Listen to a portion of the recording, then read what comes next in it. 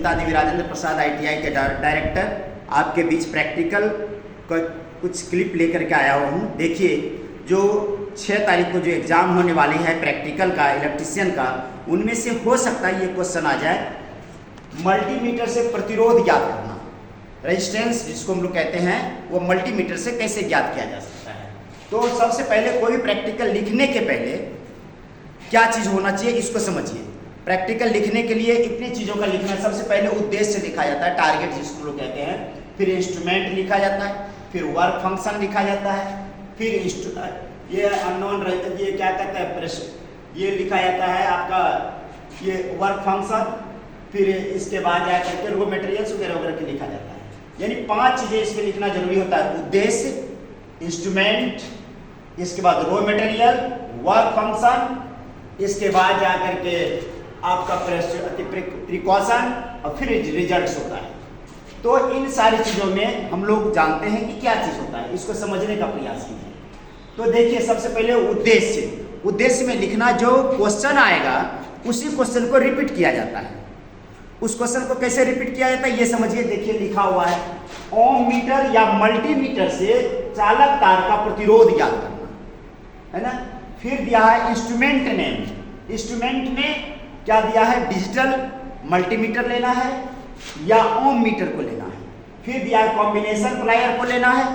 फिर क्या है, इलेक्ट्रीशियन नाइफ को लेना है, जिसको हम लोग चाकू कहते हैं। स्क्रू ड्राइवर, जिसको हम लोग पेचकस कहते हैं, वो लेना है।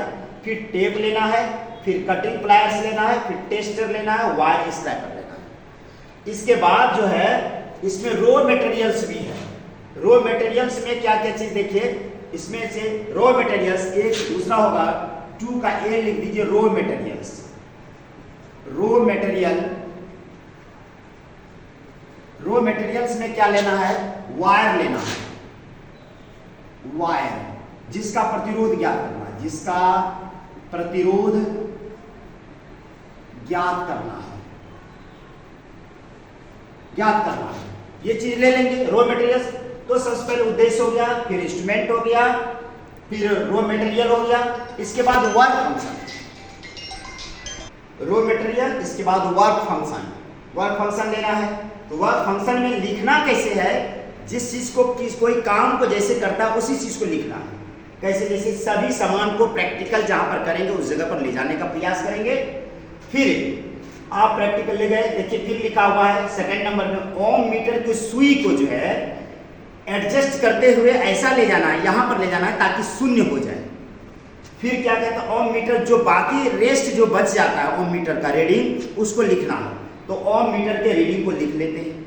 फिर जब इतना होने के बाद अननोन रेजिस्टेंस, इसी में अननोन रेजिस्टेंस जो होता है, जिसका कि हम लोग निकालना है, प्रतिरोध निकालना है, उसके दोनों सिरा को जो है मल्टीमीटर के टर्मिनल से जोड़ देते हैं। मल्टीमीटर मान के चलिए कि ये मल्टीमीटर हुआ, ये यहाँ से चलिए मल्टीमीटर हुआ, इसमें 1 2 3 4 इस तरह से मल्टीमीटर होता है। इसमें 100 लिखा रहता है, 200, 300, ये 400 और ये जाकर के 500 इस तरह से।